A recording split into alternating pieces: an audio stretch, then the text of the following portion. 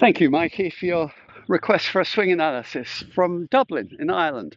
Wonderful. You say that you're hitting the hosel. Now, that's a lovely old term that means hitting the neck of the club where the shaft enters the head.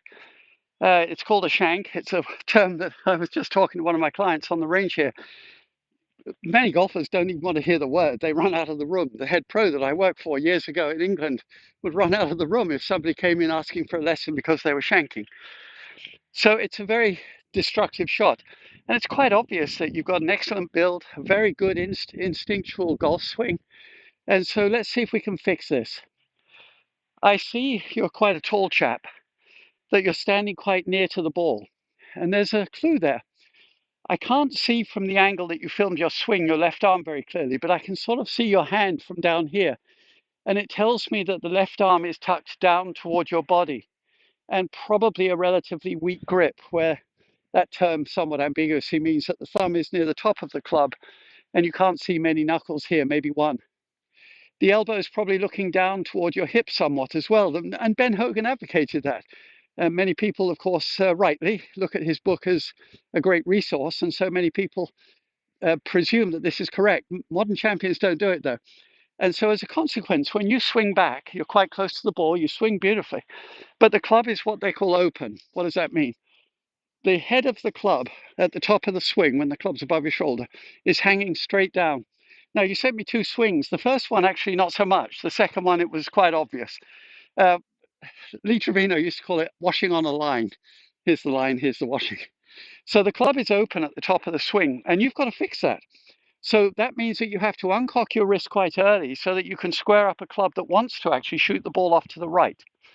Now, also because you're standing so close to the ball, you actually have to pull the club in toward you to get the club back near enough to you that you don't shank. Well, that's where you're likely to then hit a pull. And so hitting fat is the other consequence of this, because if you uncock your wrist early, and you had reason, it wants to bury the club in behind the ball. And you saw on the second swing that there was a bit of a divot there that gave the impression that it sort of wanted to hit fat. So here's what I suggest that you do about it. Slip your left hand to the right a half an inch so that the thumb is right of center. And turn your elbow, left elbow, so that it's looking out toward the target. This will raise your left shoulder and move it forward toward the ball.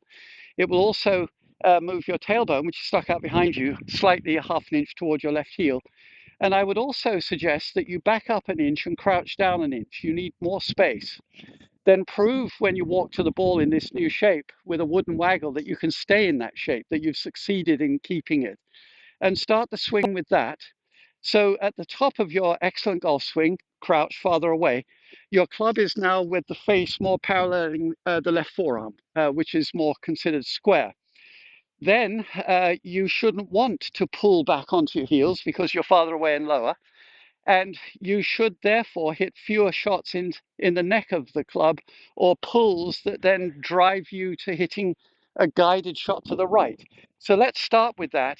And interestingly, I'd recommend that you try to hit pull draws for a few shots. And then as you gain confidence that they're no longer shanking because they're more on the toe, you can hit harder without all of the attendant risks.